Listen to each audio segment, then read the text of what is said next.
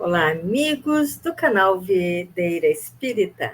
Estamos aqui, mais uma vez, para dar continuidade ao estudo desta obra maravilhosa, que há 2000 anos, ditado pelo Espírito Emmanuel, pela psicografia de Francisco Cândido Xavier. E que todos possam usufruir dos ensinamentos que tem todas essas páginas. Ensinamentos maravilhosos, não é? E que nós estamos esmiuçando e trazendo para a nossa vida diária, né, para ajudar na nossa evolução moral. E então que nós possamos assimilar os ensinamentos de hoje e todo aquele que não assistir hoje, que possa, independente do momento que for assistir, também usufruir cada ensinamento. E para que nós possamos trazer uma bela ambiência para o nosso lar, ou para o local onde estivermos, enquanto estivermos fazendo esse estudo, vamos ler uma página de Vinha de Luz, também da autoria de Emmanuel e pela psicografia do querido Francisco Cândido Xavier. Nós vamos, então, ler a mensagem número 19, intitulada Executar Bem.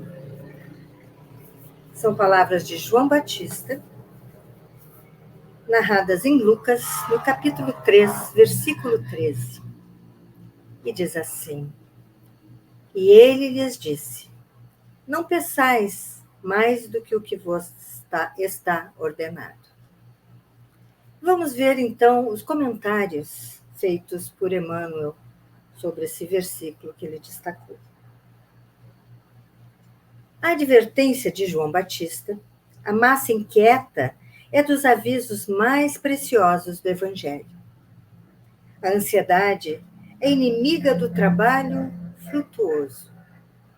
A precipitação determina desordens e recapitulações consequentes. Toda atividade edificante reclama entendimento. A palavra do precursor não visa anular a iniciativa ou diminuir a responsabilidade, mas recomenda espírito de precisão e execução nos compromissos assumidos.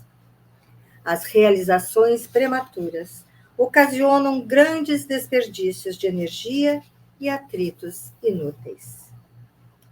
Nos círculos evangélicos da atualidade, o conselho de João Batista deve ser especialmente lembrado.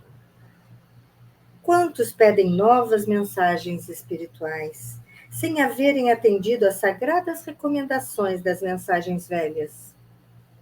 Quantos aprendizes aflitos por transmitir a verdade ao povo, sem haver cumprido ainda a menor parcela de responsabilidade para com o lar que formaram no mundo? Exigem revelações, emoções e novidades, esquecidos de que também existem deveres inalienáveis, desafiando o espírito eterno. O programa individual de trabalho da alma, no aprimoramento de si mesma, na condição de encarnada ou desencarnada, é lei soberana. Inútil enganar o homem a si mesmo com belas palavras, sem lhes aderir intimamente ou recolher-se à proteção de terceiros, na esfera da carne ou nos círculos espirituais que lhes são próximos. De qualquer modo, haverá na experiência de cada um de nós a ordenação do Criador e o serviço da criatura. Não basta multiplicar as promessas ou pedir variadas tarefas ao mesmo tempo. Antes de tudo, é indispensável receber a ordenação do Senhor cada dia e executá-la do melhor modo. Vamos orar?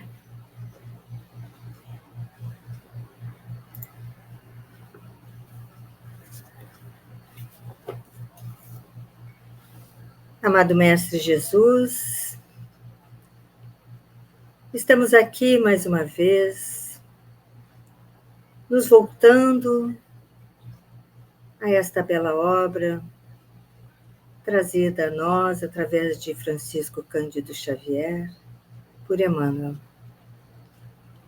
Que na noite de hoje, nesse estudo de hoje, nós possamos, Senhor, mais uma vez, trazer para o nosso pensamento a tua vontade, as lições que existem nas linhas e nas entrelinhas, todas elas baseadas no Evangelho.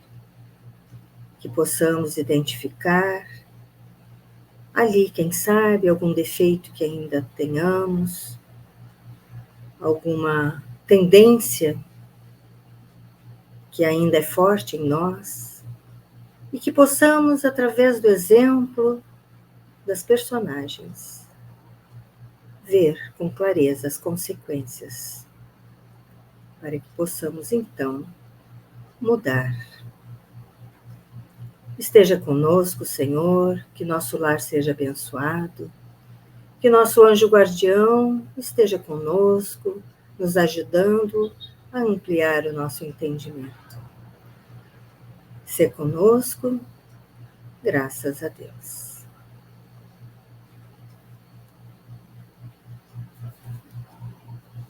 Então, amigos, vamos começar o nosso estudo, fazendo como sempre fazemos, né, trazendo um pequeno retrocesso para nos situarmos na obra, não é?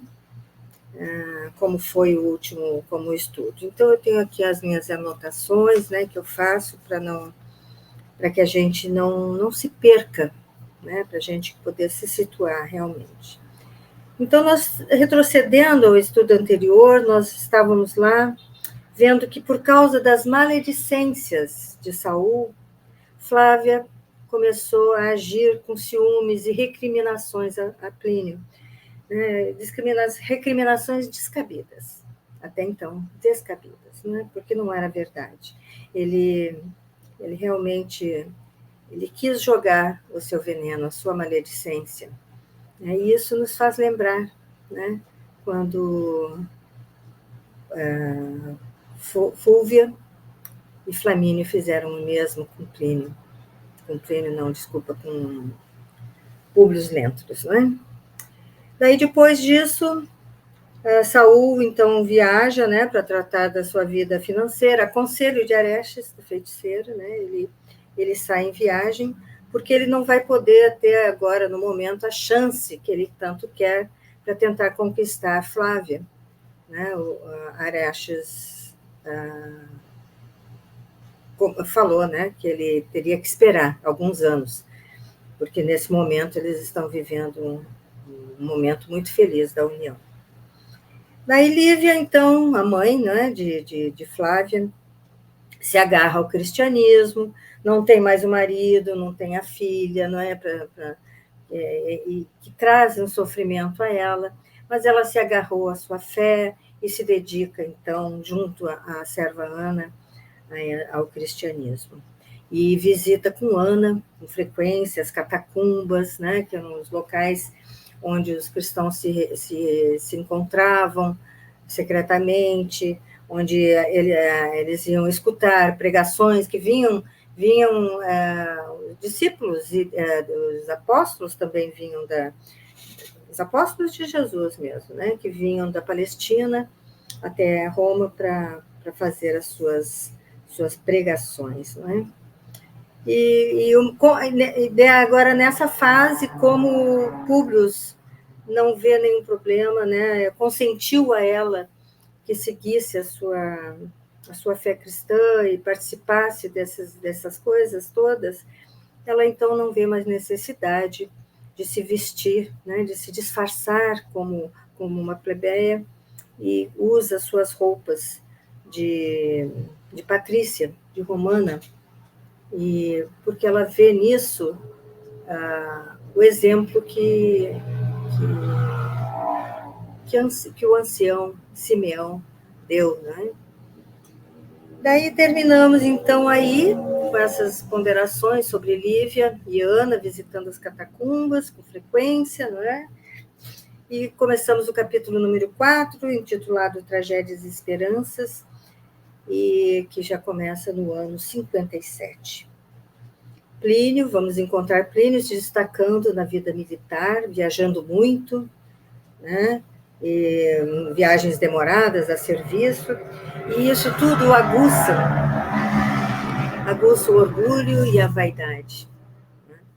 E ele começa a se afastar do lar, até porque, vamos ver que Flávia está trazendo essas questões de ciúmes, criando momentos desagradáveis, não é? E ele começa, então, a se afastar mesmo e começa a levar uma vida repleta de amantes. Né? Tem as amantes que compensam a sua ausência no lar.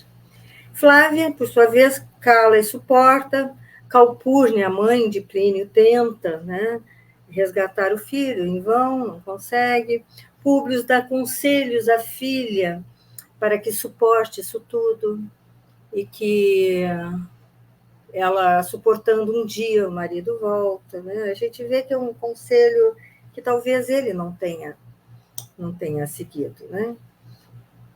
E a Flávia, então, ela é orgulhosa como o pai, né?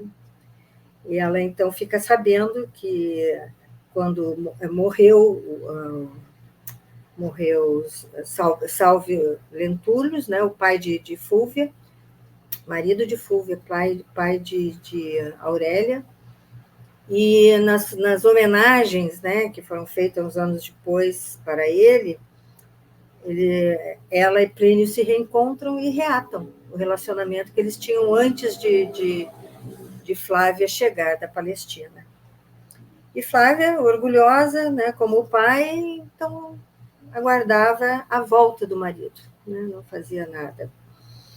Daí depois, mais ou menos 3 anos depois da morte de Salvio Lentulus, morre também Calpurnia. Calpurnia vai morrer depois, desculpa. Estou trocando os nomes. Morre também Fúvia. Só que ela passa 2 anos uma doença, né, que a limita ao leito, e ela tem alucinações, vê dragões, vê imagens, vê espíritos, né, seguindo por ela. Ela é uma vida, uma situação bem horrível, né? E a filha não cuida dela, né? A Aurélia está mais preocupada com o seu relacionamento com o Plínio, com sua vida dos circos e festas e as balbúrdias que eles dois estavam frequentando, né? E nos desvarios de Fúvia, ela conta para Emiliano, né, o seu genro, que é quem cuida dela como um filho, porque a filha não cuida, né? Mas o genro cuida com muito carinho, verdadeiro carinho e amor, dedicação, cuida dela. Mas ela conta dos seus pecados, né? Da sua vida desregrada, de que foi infiel ao marido, começa a dizer que foi uma mãe desnaturada. Então, Emiliano começa a perceber que... Então, começa a fazer sentido o jeito de ser, né? De Aurélia, diante desses relatos todos de arrependimento de Fúvia. E daí nós terminamos, então,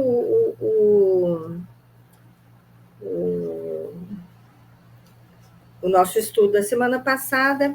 Aí, então, vamos retomar na página 218, né, desta edição, no segundo parágrafo. Tá? Vamos ver aqui. No segundo parágrafo da página 278, que começa assim. Antes eu gostaria de repetir uma frase interessante. Espírito valoroso, né? Falando de Emiliano, o genro de Fúvia. Espírito valoroso compreendia a situação e quem compreende, perdoa sempre. Bonito, né? Para pensar isso. Uma noite em que a doente manifestava crises acentuadas e profundas, o bondoso oficial, Emiliano, né, ordenou que as servas se recolhessem. A pobre louca falava sempre, como se fora tocada de energia inesgotável e incompreensível. Copioso suor inundava-lhe a fronte, tomada de febre alta e constante. Era um grande sofrimento que ela vinha passando já há 2 anos. Né? Emiliano, gritava ela desesperadamente. Onde está Aurélia, que não busca velar a minha cabeceira nas vésperas da morte? Como as falsas amizades de minha vida, terá ela também horror do meu corpo? Aurélia, explicou generosamente o oficial. Precisava desobrigar-se hoje de um compromisso com as amigas na organização de alguns serviços sociais. Ah, exclamou a demente em sinistras gargalhadas. Os serviços sociais, os serviços sociais. Como pudestes crer nisso, filho meu? Tua mulher, a estas horas, deve estar ao lado de Plínio Severus, seu antigo amante, em algum lugar suspeito dessa cidade miserável. Vamos fazer uma pequena pausa. Eu encontrei uma imagem que mostra o cuidado que nós temos que ter com as coisas que dizemos. Esta hora em que Emiliano está se dedicando a ela, né? Cuidando dela com carinho, com amor, e ela está nesse momento, hora e a forma inadequada, não é? De trazer a verdade. Não é porque é verdade que a gente pode jogar em cima das pessoas de qualquer maneira. Nós temos que ter muito cuidado, né, com a forma a forma e a hora com que vamos dizer alguma coisa, se é que devemos dizer. Então, muitas vezes, seria interessante calarmos, não é? Guardarmos para nós. E porque vamos, a partir do momento que nós jogamos a verdade diante de alguém, nós temos responsabilidade quanto ao impacto dessa verdade na vida do outro. Então, vejam o que trouxe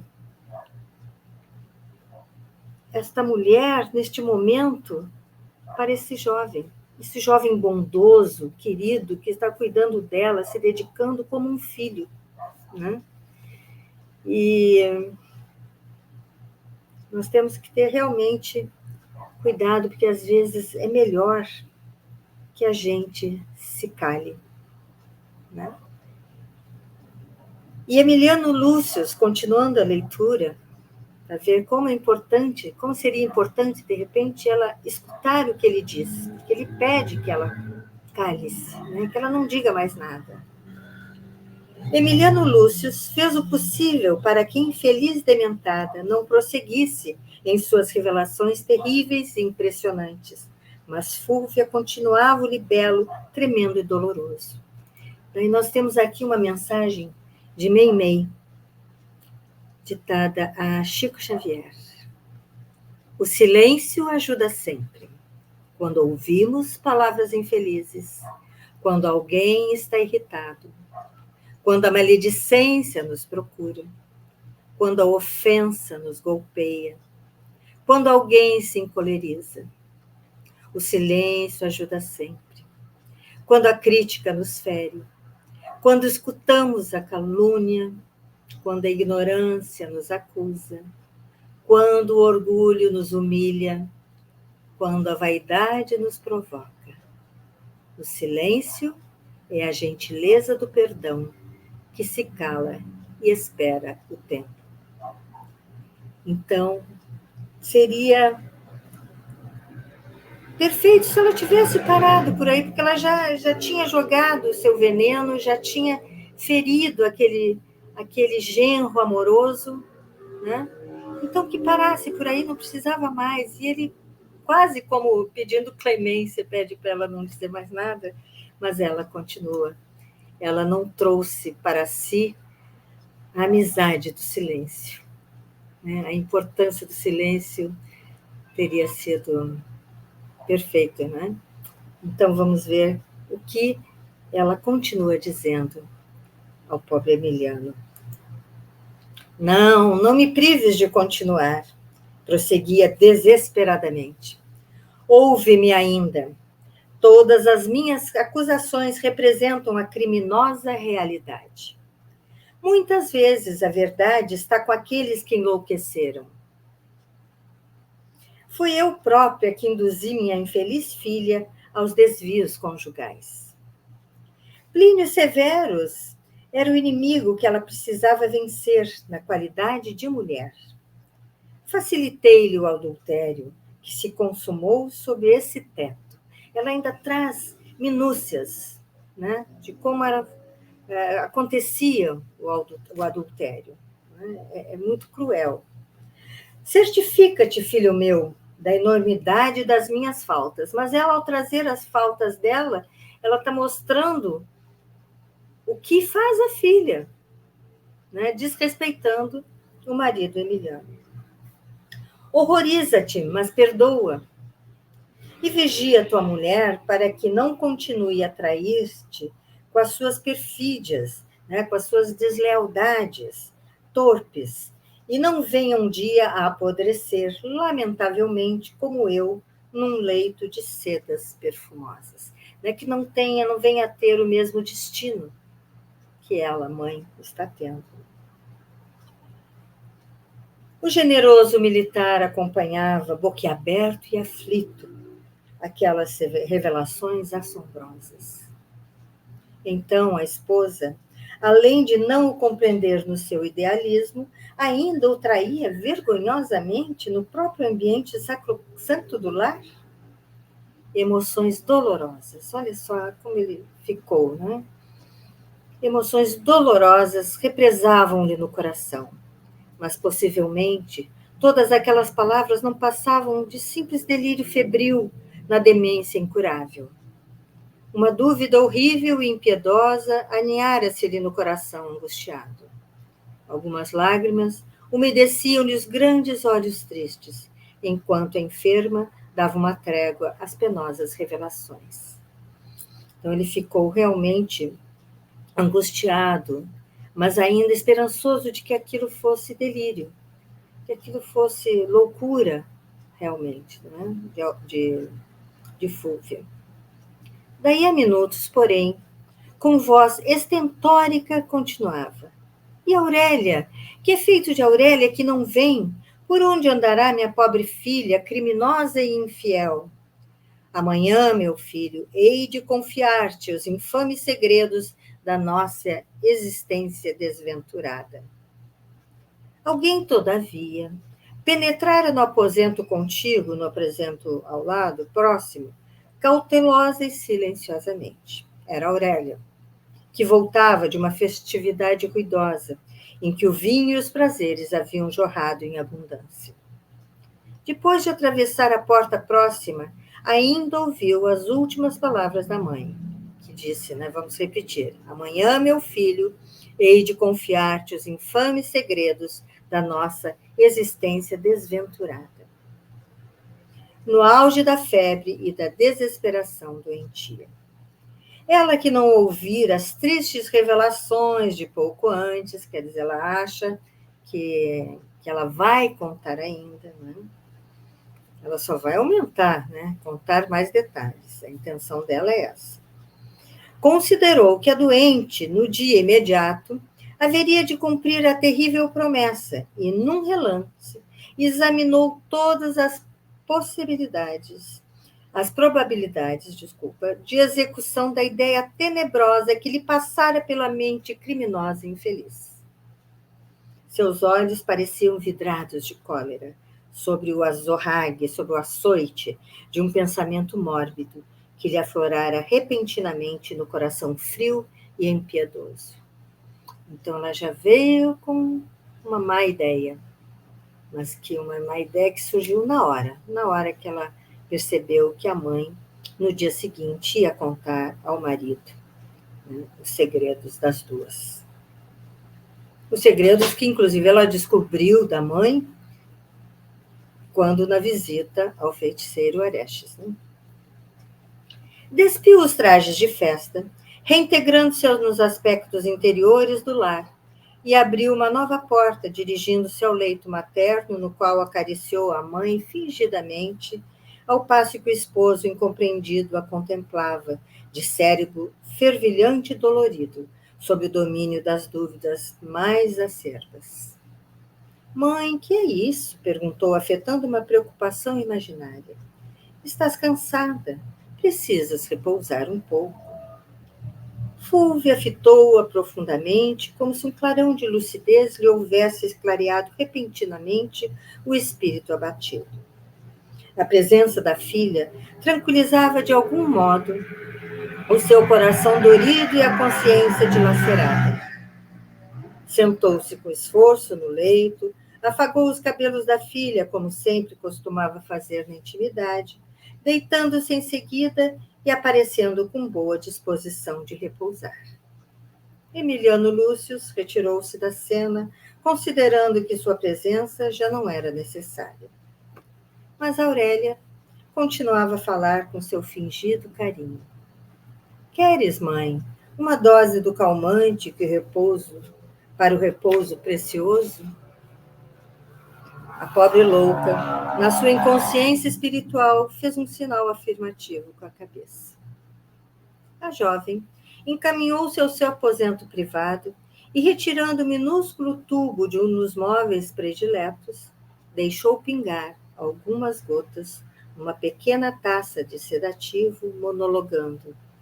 Sim, um segredo é sempre um segredo, e só a morte pode guardá-lo convenientemente. Então, aqui, nós vamos lembrar também que foi o mesmo pensamento de André de Gioras. Lembram? Quando envenenou a serva Semele?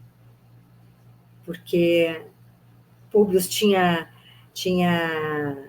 lançado um prêmio em dinheiro, um prêmio alto em dinheiro, para quem conseguisse trazer a ele notícias, né, do filho Marcos, que havia sido raptado.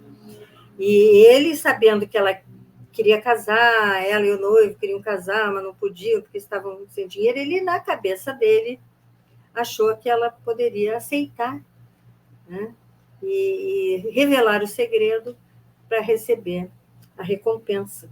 Então, na dúvida, para garantir que o segredo continuasse como ela, como a Aurélia está dizendo aqui, um segredo é sempre um segredo e só a morte pode guardá-lo convenientemente, ele a envenenou. Né? E é o que ela, então, está conversando com si própria aqui, né? Falando para si, monologando, como diz aqui Emmanuel. E continuamos aqui no relato. É sério, não é? Porque o pensamento veio rápido, querendo defender, né? Por que não separa, não é? Tudo bem que naquela época as coisas eram diferentes, a vida da mulher, mas vamos lá. Caminhou sem hesitação para o leito materno, no qual por mais de 2 anos jazia a infeliz, devorada pelo câncer e atormentada pelas visões mais sinistras e tenebrosas. Num relance, o horrível envenenamento estava consumado. Ministrada a poção corrosiva e violenta, Aurélia determinou então que 2 escravas velassem o sono da enferma, como de costume, ao regressar das noitadas ruidosas, esperando o resultado da ação criminosa e injustificável. Em 2 horas, a enferma apresentava os mais evidentes sinais de sufocação sob a ação do corrosivo, que constituía mais um daqueles filtros misteriosos e homicidas da época. Ao chamamento aflito das servas, todas as pessoas da casa se colocaram a postos, dado o penoso estado da enferma. Emiliano Lúcius contemplou-lhe os olhos, que se iam apagando no véu da morte. e debalde procurou fazer que a moribunda lhe dissesse ainda uma palavra. Seus membros frios foram se enrijando devagarinho e da boca começou a escapar-lhe espuma rósea.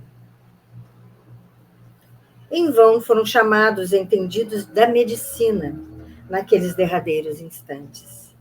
Naquela época, nem os esculápios, nem os médicos conheciam os segredos anatômicos do organismo, nem havia polícia técnica para averiguar as causas profundas das mortes misteriosas.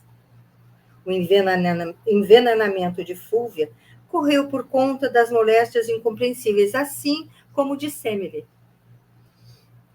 que durante muitos meses lhe haviam minado todos os centros de vitalidade.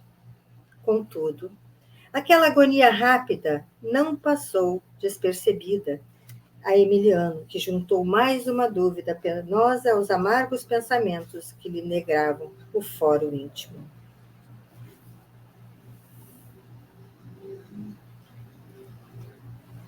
Aurélia buscou representar do melhor modo a comédia da sentimentalidade em tais circunstâncias. E depois das cerimônias simplificadas e rápidas, em vista da imediata decomposição cadavérica que forçou a incineração em breves horas, o antigo lar do pretor Salvio Lentulus tornou-se o abrigo de dois corações que se odiavam mutuamente. Então, temos aqui Emiliano desconfiado desta morte de Fúvia e passando pela cabeça dele a possibilidade de que fosse culpa da filha, que a filha tivesse envenenado a mãe.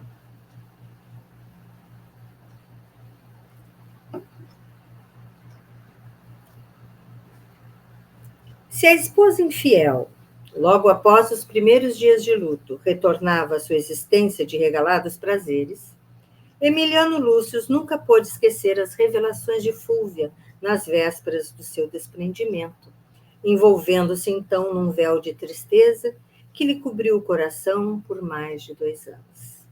Então, seguiram-se aí 2 anos, ouvindo, relembrando as coisas que Fúvia contou. Em 54, quer dizer, no ano seguinte, subia ao poder Domício Nero, fazendo-se acompanhar de uma depravada corte de áulicos, uma depravada corte de cortesãos perversos e de concubinas. Concubinas são aquelas mulheres que vivem uma união estável sem estar casadas com aquele homem. E de concubinas tão numerosas quão desalmadas.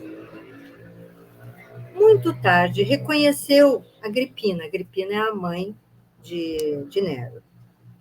A inconveniência de sua atitude maternal, obrigando o imperador Cláudio a anuir ao casamento de sua filha Otávia com aquele que mais tarde iria eliminar-lhe a própria vida, com os maiores requintes de perversidade. O Fórum e o Senado receberam tremendo a sombria notícia da proclamação do novo César pelas legiões pretorianas. Sombria porque realmente então eles já não gostavam, ele já não era uma pessoa bem vista. Não tanto por ele, mas porque sabiam de antemão que aquele príncipe ignorante e cruel ia tornar-se um fácil joguete dos espíritos mais ambiciosos e mais perversos da corte romana. Então, nós temos aqui a Otávia, o casamento. Nero, ele pretendia se divorciar de Otávia, e ia deportar. Ele ia divorciar-se dela, deportá-la, e como fez. Mas só que ele teve que voltar atrás, porque houve muitos protestos em relação a isso. Então, ele a trouxe de volta, mas logo depois ele deu um jeito de executá-la. Então, ele era realmente cruel. Ninguém, todavia, ousou protestar tal a série de crimes tenebrosos perpetrados impunemente para que Domício Nero atingisse os bastidores do supremo poder. No ano 56, 2 anos, né? Então se passaram mais. O envenenamento dos jovens britânicos punha arrepios de terror em todos os patrícios. Mais um envenenamento. Medidas ignominiosas foram postas em prática para humilhar os senadores do Império, que não conseguiram efetivar os seus protestos formais. Todas as famílias mais importantes da cidade conheciam que diante de si tinham os filtros venenosos de uma locusta. Aqui, locusta foi uma notável preparadora de venenos no primeiro século do Império Romano. A tirania e a perversidade de um Tigellinus, diabólico apoiador de Nero, ou o punhal de Aniceto. Aniceto era um escravo liberto, né, um pirata, líder de uma tentativa anti-romana de revolta. Então, mais o punhal desse Aniceto. A morte inesperada de britânicos, porém, provocara certo descontentamento, dando aso a que se manifestassem alguns espíritos mais valorosos. Entre esses, encontrava-se Emiliano Lúcius, que se viu logo em sérias perspectivas de banimento, tornando-se vigiado pelos inúmeros esbirros do imperador, pelos inúmeros policiais do imperador, porque ele se destacava pelo jeito correto dele, né? O jeito correto de ele ser, de um homem valoroso. O generoso oficial buscou recolher-se o mais que lhe era possível, evitando a possibilidade de conflitos. Recrudesceram as angústias íntimas em suas meditações, e suas meditações tornaram-se mais profundas e dolorosas. E assim, certa vez, às primeiras horas de uma noite tranquila, quando se recolhia ao lar, contrariamente aos seus hábitos mais antigos, notou que o aposento da esposa estava cheio de vozes animadas e alegres.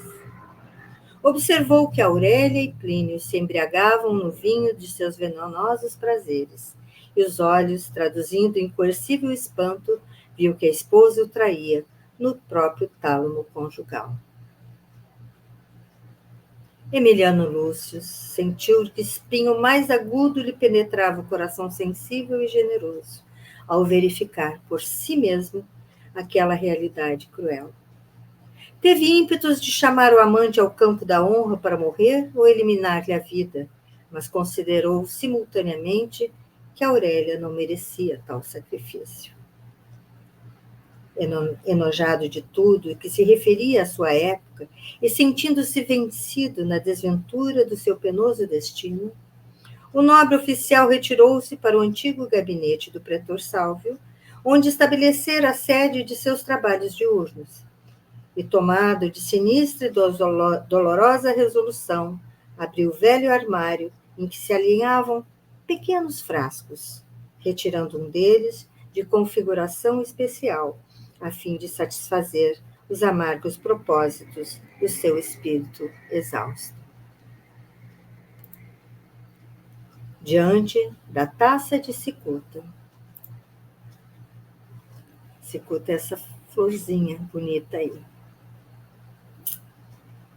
Diante da taça de cicuta, o cérebro dorido perdeu-se por minutos em pungentes conjecturas, mas estudando intimamente todas as suas probabilidades de ventura, considerou, no auge do desespero, que a traição da mulher, as ameaças de proscrição e de banimento ou a possibilidade de um ataque nas sombras era preferível o que ele considerava o consolo derradeiro da morte. Então, temos aqui o suicídio, né, de Emiliano. E sempre o veneno, né? Tivemos o veneno de André de Gioras, com Semele, o veneno com Mãe de Fúvia, o veneno do Emiliano, com britânicos. Era comum na época, né, as pessoas usarem o veneno. Agora, esse suicídio fica aí também uma das responsabilidades de Aurélia, né? Mais uma morte A morte da mãe, a morte de Emiliano, pesando em suas costas. Num instante, sem que os amigos espirituais pudessem demovê-lo do intento terrível, tal a subitaneidade do gesto desesperado e refletido, sorveu o conteúdo de pequena taça, descansando depois a jovem cabeça sobre os braços, estirado num leito próprio do triclínio, mas adaptado a seu gabinete antigo, abarrotado de mármores e pergaminhos preciosos. A morte horrível não se fez esperar muito, e no círculo numeroso de suas relações de amizade, enquanto Aurélia representava nova farsa de pesares imaginários, comentava-se o suicídio de Emiliano, não como consequência direta de suas profundas desilusões domésticas, mas como fruto da tirania política do novo imperador, sob o cujo reinado tantos crimes foram cometidos diariamente nas sombras. Sozinha agora, no seu campo de ação, Aurélia entregou-se livremente aos seus desvarios, amplificando as suas inclinações nocivas e procurando reter, cada vez mais junto de si, o homem de suas preferências, objeto de suas desenfreadas ambições. Quer dizer, esqueceu completamente, se é que em algum momento ela considerou os conselhos de Arestes, né, do feiticeiro. Em casa dos Lentros e dos Severos, a vida continuava a desfiar o rosário das desventuras. Havia mais de 5 anos, em 57, quer dizer, mais um ano, que Saúde Giora se encontrava definitivamente instalado em Roma, sem haver desistido dos seus desejos e propósitos a respeito da esposa do amigo e benfeitor. Então, nós temos aí ainda esse agravante, né? Que era o benfeitor. Plínio foi o benfeitor dele. A família, né, o permitiu ser liberto e prosperar. Né? Consolidada sua fortuna no comércio de peles do Oriente, não perdia ele as mínimas oportunidades para evidenciar a excelência de sua situação material à mulher cobiçada de longos anos. Flávia Lentulha, porém, fizera da existência um calvário de resignação comovedora e silenciosa. A vida pública do marido era, para seu espírito, um prolongado e doloroso suplício moral. Sobretudo, o assunto fazia à Saúde, de vez em quando, referências indiretas, no intuito de chamar-lhe atenção para o seu afeto, mas a pobre senhora nele não via outra individualidade, além de um amigo ou irmão. Debalde, o moço judeu testemunhava-lhe sua admiração pessoal em gestos de extrema gentileza, buscando oferecer-lhe a sua companhia. Mas a verdade é que apelos de sua alma impetuosa e apaixonada não encontravam ressonância no coração daquela mulher, que enfeitava com a dor a dignidade do matrimônio. Tocado pelas expressões do seu dinheiro, Araxes animava-lhe as esperanças sem o deixar esmorecer nos seus perigosos instintos. Plínio Severo só vinha ao lar de vez em quando, alegando serviços ou viagens numerosas para justificar a continuidade de sua ausência. Mal se precatava ele de que as despesas astronômicas lhe arruinavam, pouco a pouco, as possibilidades financeiras, conduzindo igualmente os seus familiares ao esgotamento de todos os seus recursos. Algumas vezes, mantinha colóquios afetuosos com a esposa, a quem se sentia preso pelos laços de afeição eterna e profunda, mas as seduções do mundo eram já muito fortes no seu coração para serem extirpadas. No íntimo, desejava voltar à calma do lar. A vida carinhosa e tranquila, mas o vinho, as mulheres e os ambientes ostentosos eram a permanente obsessão. Vejam bem essa palavra, já era uma obsessão a vida que ele levava, né? Do seu espírito combalido. Outras vezes, embora amando a esposa eternamente, não lhe perdoava a circunstância de sua superioridade moral, irritando-se contra a própria humildade que ela testemunhava em face dos seus desatinos, e regressava novamente aos braços de Aurélia, como vítima indecisa entre as forças do bem e do mal. Ele realmente estava contaminado, né, pelas seduções do mundo. No ano seguinte, no ano 57, aqui nós estávamos no ano 57, então, no mesmo ano. No ano 57, a saúde de Calpurnia, mãe de Plínio e Agripa, abalada em extremo, obrigara a família a reunir-se em torno do leito da matrona generosa. Pela primeira vez, após o casamento do irmão, voltou Agripa Severus de suas longas aventuras em Massília e em Avênio, para junto de sua mãe enferma e abatida, atendendo-lhe sentidos e carinhosos apelos. Reencontrar Flávia Lentulha e participar com ela das claridades do ambiente doméstico foi o mesmo que reavivar velho vulcão adormecido. A um golpe de vista, compreendeu a situação conjugal de Plínio, procurando substituir-lhe o afeto junto da esposa desvelada e meiga. Desejava confessar-lhe todo o seu amor ardente e infeliz, mas guardava no coração sublime respeito fraternal por aquela mulher, que confiava nele como irmão muito amado. Ele estava disposto a manter para si, né, aquele sentimento verdadeiro. E era tão verdadeiro que ele precisava vê-la bem. Né? Foi assim que, nas alternativas de melhora da velha enferma, Flávia lhe aceitou a companhia para distrair-se em alguns espetáculos da rumorosa cidade da época. Tanto bastou para que Saul envenenasse os acontecimentos, supondo nessas expansões inocentes uma ligação menos digna, que lhe enchia de pavorosos ciúmes o coração violento e irascível. Então, vamos lembrar que Arestes revelou a Saul que Agripa era apaixonado pela esposa do irmão. E virou para ele mais um rival, apesar de também ser um benfeitor. Na primeira oportunidade, insinuou a Plínio Severus, quer dizer, lá foi ele, mesmo ele já tinha feito com Flávia, agora ele vai fazer com Plínio, né? Que ele usa, Saul também usa o veneno, né?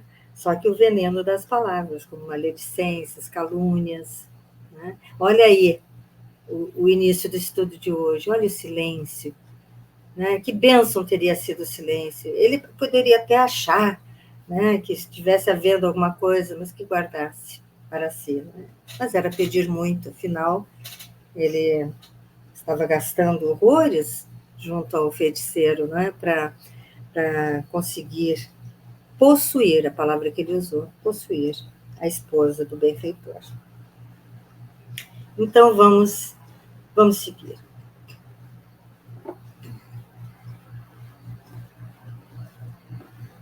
Na primeira oportunidade, insinuou a Plínio Severus todas suas cavilosas suspeitas, arquitetando, com a sua imaginação doentia, situações e acontecimentos que jamais se verificaram.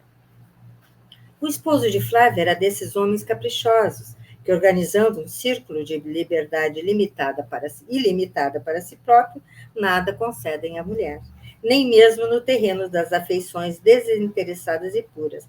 Então, ele podia viver esse adultério, ele podia viver rodeado de muitas amantes, gastando toda a fortuna dele, né? Mas a mulher não.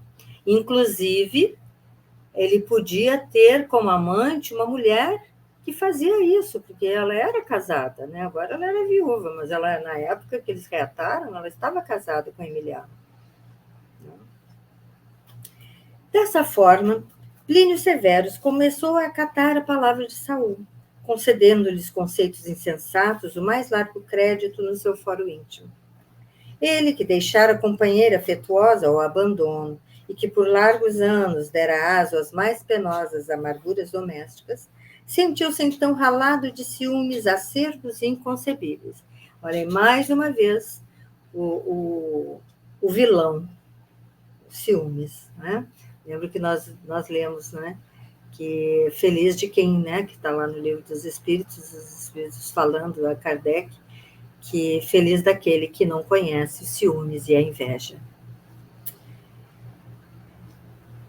Vamos repetir aqui, então. Ele que deixara a companheira afetuosa ao abandono e que por largos anos dera aso às mais penosas amarguras domésticas, sentiu-se então ralado de ciúmes acerbos e inconcebíveis, passando a espionar os menores gestos do irmão e a desconfiar dos mais secretos pensamentos da esposa, esperando que a moléstia irremediável de sua mãe tivesse uma solução na morte, esperada em breve, a fim de se pronunciar com mais força na reivindicação dos seus direitos conjugais.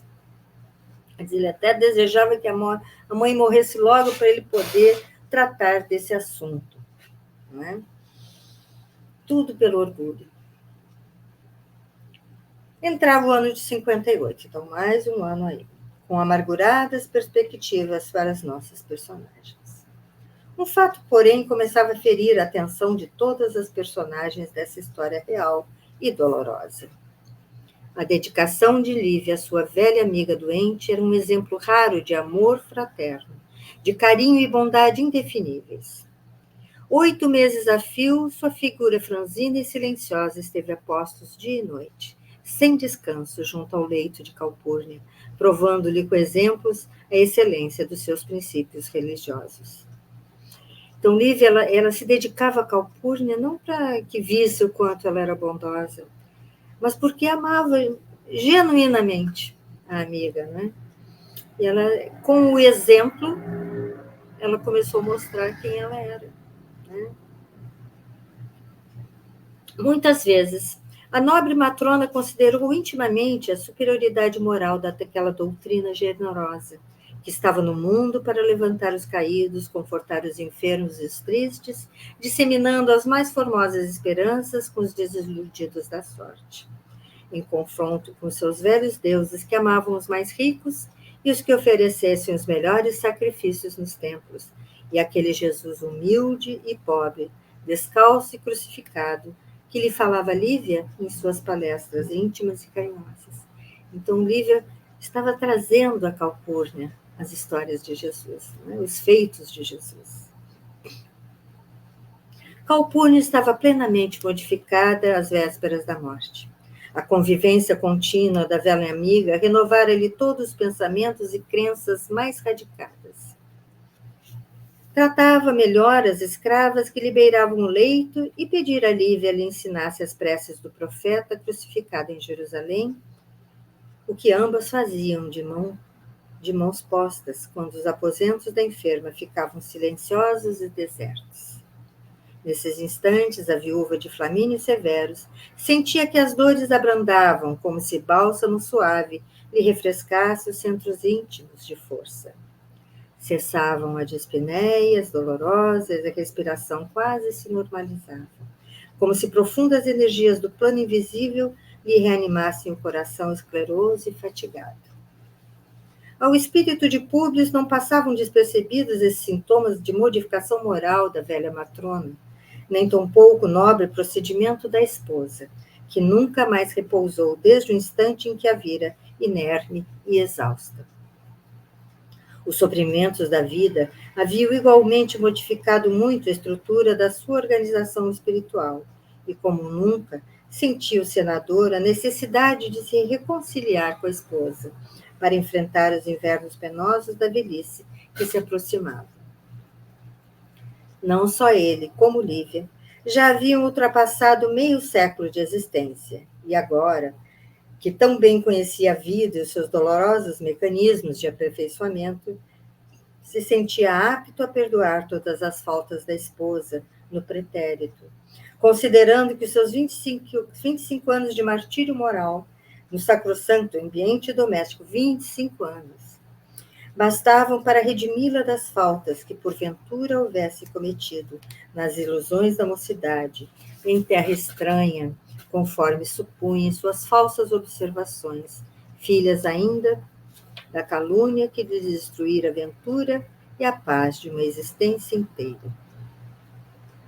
Nos primeiros dias do ano 58, os padecimentos de Calpurnia foram subitamente agravados, esperando-se a cada momento o penoso desenlace. Os filhos e os mais íntimos lhe rodeavam o leito, grandemente comovidos, embora reconhecessem a necessidade de repouso para aquele corpo doente e esgotado. Na antevéspera da morte, a veneranda senhora pediu que a deixassem sozinha com o senador por algumas horas, alegando a necessidade de confiar a Públio Lentulus algumas disposições in extremis. Em extremis, em latim, no derradeiro momento, nos últimos instantes da vida. Atendida imediatamente, vamos encontrá-los em íntimo colóquio, como se estivessem juntos pela última vez, para a decisão de assuntos importantes e supremos. Públio ainda, em pleno vigor de sua compleição física, tinha os olhos rasos d'água, enquanto a velha matrona o contemplava, deixando transparecer um clarão de viva lucidez nos olhos calmos e profundos. E nós vamos, então, deixar as palavras de Calpurnia a Públio para o estudo da próxima semana. Vamos aqui, então, hoje fazer uma pausa.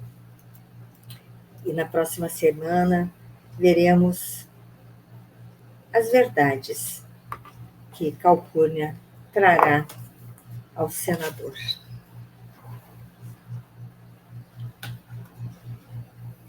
E trazendo para os nossos corações o aprendizado do estudo de hoje. Vamos elevar o nosso pensamento ao alto. Amado Mestre, encerramos aqui o estudo de hoje, vendo o movimento na vida das personagens, momentos de angústia, momentos de dor, de desesperança, de Emiliano desistindo da existência,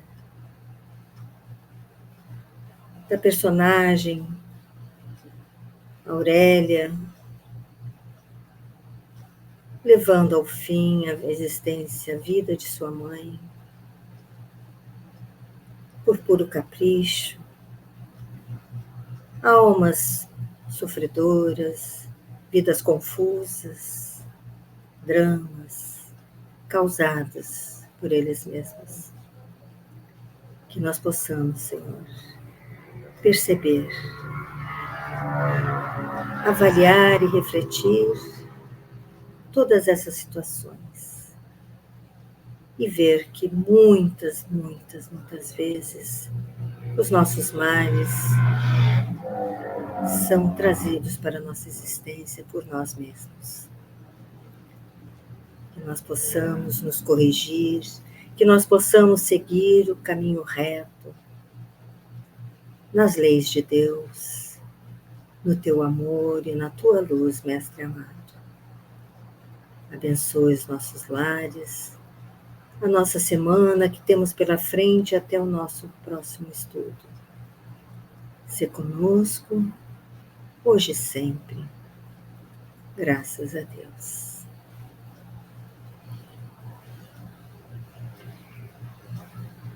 Então, amigos queridos, nós nos despedimos aqui desse estudo de hoje, que tratou de tantas emoções, de tantas situações difíceis e extremas, né?